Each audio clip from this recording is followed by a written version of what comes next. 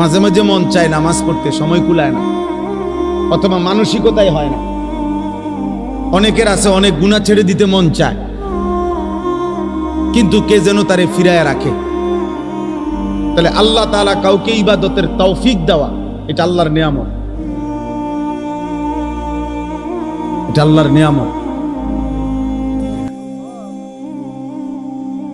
চিনলেন না বাপ, চিনা দরকার ছিল যাকে, চিনলেন না তাকে। হায় যুবক, বন্ধুকে চিনলা না, দুশ্মনকেই বন্ধু বানাইলা, দুশ্মনকেই বন্ধু বানাইলা।